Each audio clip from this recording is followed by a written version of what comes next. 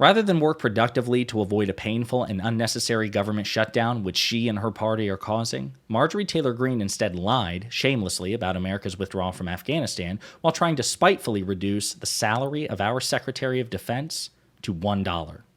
But before we unpack all that, if you haven't yet, please hit that like, subscribe, and the alert bell. Maybe check out my Patreon. I'd appreciate the support.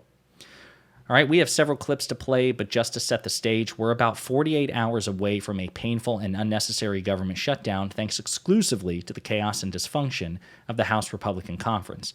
House Democrats, Senate Democrats, and indeed even Senate Republicans, for the most part, have their act together.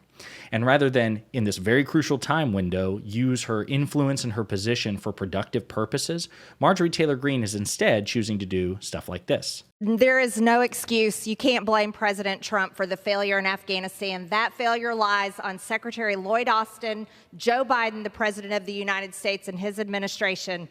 President Trump would have never led our troops to failure in Afghanistan, would have never abandoned $7 billion worth of military equipment, and President Trump would have never left the Afghan people in complete ruin and be controlled by a terrorist government, the Taliban. That is a complete excuse. Democrats need to stop blaming President Trump and his administration for Joe Biden's failures.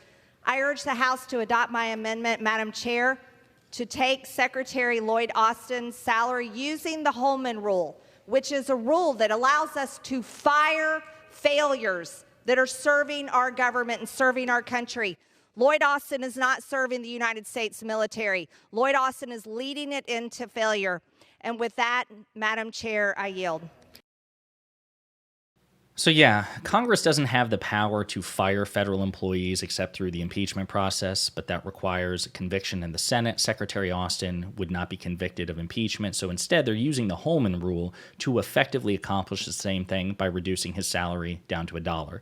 Now, as a reminder, Lloyd Austin is a black combat veteran who has served his country faithfully in the Middle East before he was Secretary of Defense under Republican and Democratic administrations.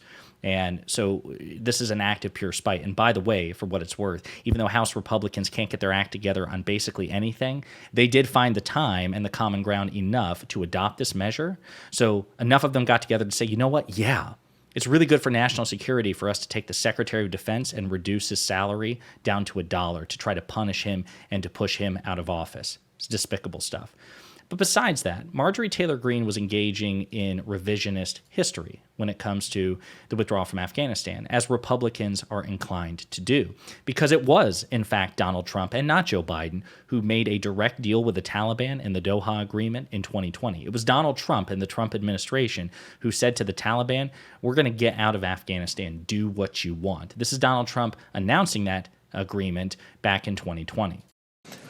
And we just signed an agreement that puts us in a position to get it done, bring us down to in the vicinity of 8,000 troops. The United Nations was informed of everything, and NATO has been great. Secretary Stoltenberg has been fantastic. And I want to thank the United Nations for the help they gave, and I also want to thank and congratulate Secretary Stoltenberg of NATO. 29 countries involved, and all approving, all very happy with what's going on. I want to also thank and congratulate Secretary of State Pompeo and Secretary of Defense Mark Esper. And I'll be meeting personally with Taliban leaders in the not-too-distant future. As a matter of fact, he tried to invite them to Camp David, all right? So the fact of the matter is the withdrawal from Afghanistan was set ultimately by Donald Trump. Donald Trump set the conditions and the wheels in motion. As a matter of fact, this is a picture of his Secretary of State, Mike Pompeo, meeting with a Taliban leader in the aftermath of the Doha Agreement, okay? And the Doha Agreement, as a reminder, was a drop-down, a retrograde of U.S. forces and personnel to the point that we would eventually just leave. We would be completely gone. We would go immediately to 8,000 troops and then work our way down to 0 over a span of like 14 months. In the process, the Trump administration released 5,000 imprisoned Taliban. They pressured the Afghan government, said, hey, the Taliban want us to release 5,000 prisoners. And Trump bullied the Afghan government into doing just that. So he in fact armed, he increased the size of the Taliban's fighting force by giving them back 5,000 troops. And by the time Trump left office, he reduced U.S. personnel down to 2,500. So if you're decent at math, you'll note he gave the Taliban twice as many troops as he left in Afghanistan to keep Afghanistan secure. And that's the situation that he left Joe Biden.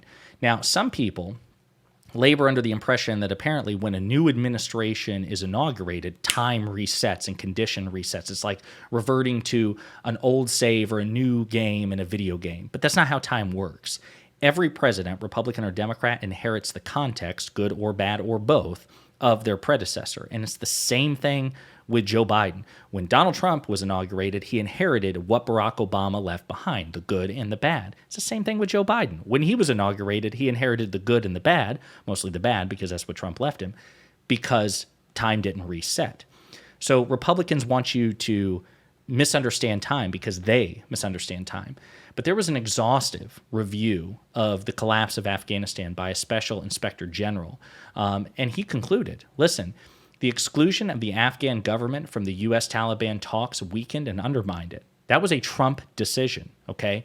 A subsequent review said, due to the Afghan national government's dependency on the U.S. military forces, the decision to withdraw all U.S. military personnel and dramatically reduce U.S. support to the Afghan government destroyed the morale of Afghan soldiers and the police. They'd long relied on the U.S. military's presence to protect against large-scale losses, and Afghan troops saw the U.S. as a means of holding their government accountable for paying their salaries.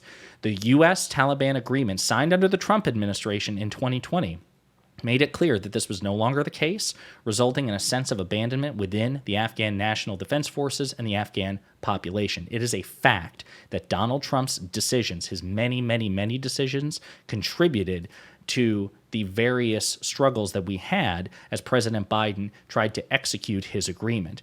And with respect to the idea that Donald Trump would never leave equipment behind, this is also debunked in the Special Inspector General's report. We had, over the course of 20 years, 2 Republican administrations, George W. Bush and Trump, 2 Democratic administrations, Obama and Biden, sent billions of dollars of material and assets. We either sold the Afghan government, loaned to the Afghan government, gave to the Afghan government. And over the course of time, including under the Trump administration, the Department of Defense noted that they had been poorly tracking and cataloging all this equipment. They basically gave it up to a corrupt government and allowed it to be scattered across a country the size of multiple U.S. states. And that was also noted under the Trump administration. In 2020, when Donald Trump was president, SIGAR report, it concluded that the DoD did not meet its own oversight requirements for monitoring sensitive equipment transferred to the Afghan government, leaving it susceptible to theft or loss. That happened under Donald Trump. So Republicans in bad faith and dishonesty try to pretend that everything about Afghanistan was perfectly good, especially under Trump, and then it just magically collapsed under Joe Biden. That is a lie, a verifiable lie. Mistakes were made across a 20-year period by both parties and administrations of both parties, and that includes Donald Trump. And Joe Biden, when he was inaugurated, was left a commitment by the U.S. government to the Taliban. And if the U.S. government broke its commitment to the Taliban, which we had every right to do, it's not like President Biden was legally compelled to follow Trump's agreement, but in terms of practicality, he was. What would have happened if Biden said, you know what? It doesn't matter what the other guy said. We're not leaving. Well, then the Taliban would have started attacking U.S. troops, allies, and informants, which meant we would have had to re-invade the country because as badass as our military is, 2,500 troops could not have secured Afghanistan. What would Republicans have said if Biden had done the opposite? If Biden had said, no, we're going to go in there and we're going to secure everything. If we re-invaded Afghanistan, do you think they would have supported it? No, of course not. Do you think the American people would have supported it? No, of course not. Republicans put Biden in a lose-lose situation because there's no way to easily withdraw from a country like the size of Afghanistan as it's being swept by an 80,000 person insurgent force, being, defended against by a corrupt and weak and anemic domestic government. There's no situation where that's a win-win scenario. Biden was going to struggle no matter what, because any president would have struggled under those conditions no matter what. So anyway, just absolute lies from Republicans per usual. The fact of the matter is Donald Trump does deserve quite a bit of blame, as multiple special inspector general reports have concluded, and nothing the GOP can say will ever contradict that.